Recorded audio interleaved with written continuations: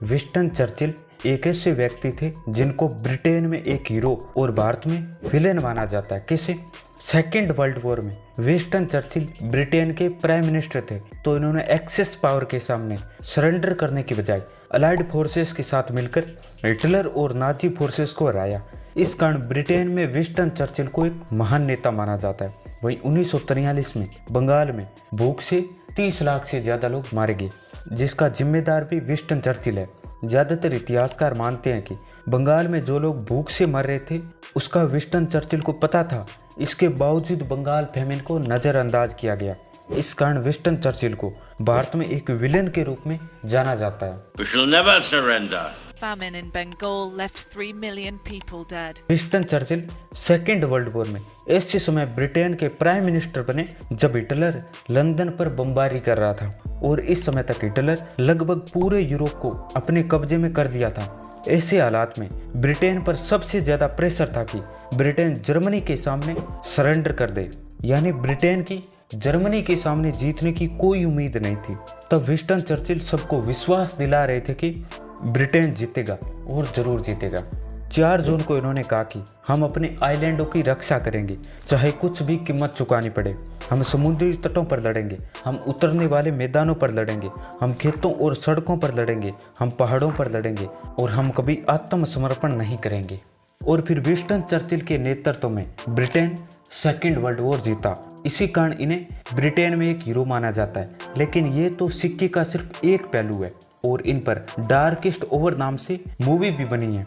और इनकी तारीफ करने वाले लोग अक्सर कहते हैं कि विंस्टन चर्चिल ने पूरी दुनिया को नाजियों और हिटलर से बचाया, लेकिन 60 लाख यहूदियों को मारने वाला हिटलर और 40 लाख भारतीयों को भूख से मारने वाला विंस्टन चर्चिल, तो आखिर दोनों में फ़र्क ही क्या है? विंस्टन चर्चिल यदि ब्रिटेन में एक हीरो है तो भारत में विलेन माना जाता है। भारत की जनता और हिस्टोरियन विंस्टन चर्चिल को बंगाल फेमिन का जिम्मेदार मानते हैं। एक रिपोर्ट के अनुसार बंगाल में भूख से 30 लाख से अधिक लोगों की मौत हो गई थी, यानी सेकेंड वर्ल्ड वॉर में ब्रिटिश आर्मी के जितने सोल्जरों की डेथ हुई थी उससे 6 गुना ज़्यादा लोग भूख से मर गए थे।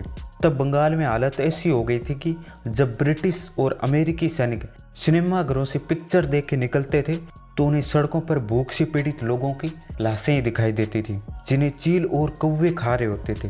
तब बंगाल में सड़कों पर पत्तों की तरह इंसानों की लाशें बेच गई थी, जिसमें करीब 30 लाख से ज़्यादा लोग मारे गए थे। वहीं उस समय बंगाल फेमिन पर रिपोर्ट करने की अनुमति नहीं थी। इसके बावजूद चित्र प्रकाश भट्टाचार्य ने बंगाल में जाकर रिपोर्टिंग की और एक पत्रिका बनाई जिसका नाम इन्होंने हंगरी बंगाल रखा। सौमित्र चटर्जी बंगाल के अकाल के समय 8 साल के थे। वे बताते हैं कि हर कोई कंकाल की तरह नजर आता था, लगता था मानो किसी ने कंकाल को चमड़ा पहना दिया हो। उस समय भारत के वॉयसरॉय वेविल थे। इन्होंने कहा कि इससे जो ब्रिटिश एम्पायर की छवि को जो नुकसान हुआ है उसकी भरपाई नहीं की जा सकती। 8 अगस्त 1942 को भारत छोड़ो आंदोलन शुरू हुआ, और इस आंदोलन का नेतृत्व महात्मा गांधी कर रहे थे, जिसमें इन्होंने करो या मरो का नारा दिया। उस समय के वॉयसरॉय लिनलिथगो ने इस आंदोलन को 1857 के बाद अब तक का सबसे गंभीर विद्रोह बताया था। फिर गांधी जी समेत तमाम कांग्रेस नेताओं को गिरफ्तार कर लिया गया और गांधी जी को आगा खां महल में रखा गया, और यहाँ पर गांधी जी ने उपवास रखा। इस पर विंस्टन चर्चिल ने कहा कि अगर गांधी भूख से मरना चाहते हैं तो उन्हें ऐसा करने की पूरी छूट है। लेकिन हैरानी की बात है कि जहाँ उस समय गांधी जी ने उपवास रखा, उसी समय बंगाल में लाखों लोग भूख से मर रहे थे। वहीं वॉयसरॉय वेविल ने बंगाल में अनाज बेचने की मांग की, तो विंस्टन चर्चिल ने जानबूझकर अनाज को भूखमरी झेल रहे बंगाल के लोगों की बजाय सेकेंड वर्ल्ड वॉर में लड़ रहे ब्रिटिश सोल्जरों को भेज दिया। तब अधिकारियों ने चर्चिल को बंगाल में हो रही मौतों के बारे में बताया, तो चर्चिल ने कहा कि गांधी अभी तक क्यों नहीं मरे। बंगाल फेमिन की खबर दुनिया भर में फैली तो अमेरिका, कनाडा और ऑस्ट्रेलिया जैसे देशों ने मदद की पेशकश की, तो विंस्टन चर्चिल ने मदद लेने से ही मना कर दिया।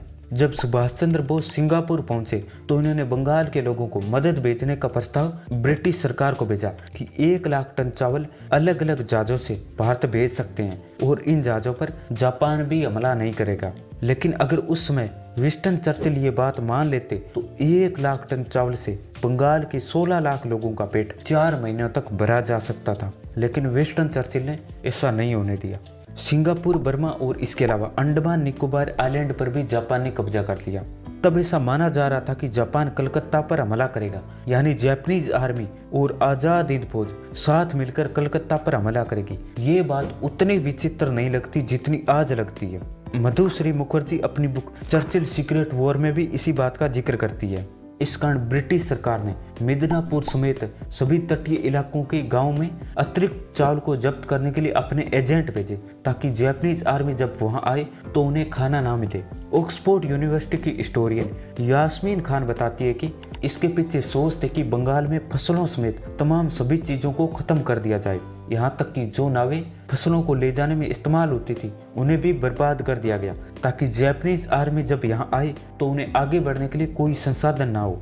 और इस पॉलिसी का असर ये हुआ कि इस अकाल ने विकराल रूप ले लिया, यानी इतनी तैयारी के बावजूद किसी तरह का कोई हमला नहीं हुआ, क्योंकि बाद में जापान ने खुद ने ही सरेंडर कर दिया था। लेकिन इतिहास की किताबें बताती है कि यहाँ युद्ध नहीं हुआ, इसके बावजूद भी यहाँ 30 लाख से ज्यादा लोग मारे गए। विंस्टन चर्चिल ये मानते थे कि यदि भारतीयों को आज़ाद भी कर दिया जाए तो भी वे देश पर शासन नहीं कर पाएंगे। विंस्टन चर्चिल ने अपनी संसद में कहा था कि मैं ब्रिटेन का प्राइम मिनिस्टर इसलिए नहीं बनाऊं कि मैं भारत को इंडिपेंडेंस देकर ब्रिटिश एम्पायर से उसे निकाल दूं। भारत सदियों से ब्रिटेन का गुलाम रहा है, तो उनके निवासियों को आज़ादी के सपने देखने का कोई अधिकार नहीं है। ब्रिटिश एम्पायर इतना कमजोर नहीं हो गया कि भूखे नंगे भारतवासियों को कुचल ना सके। विंस्टन चर्चिल ने एक बार कहा था कि history will be kind me for I intend to write it. मैं जिनको समझ नहीं आया मैं उनको समझाता हूँ कि विंस्टन चर्चिल का कहना था कि इतिहास उन्हें अच्छे नजरिए से देखेगा, क्योंकि उनका इरादा है कि वे खुद इतिहास लिखें। बाकी आप विंस्टन चर्चिल को हीरो मानती हैं या विलेन, हमें कमेंट करके जरूर बताइए।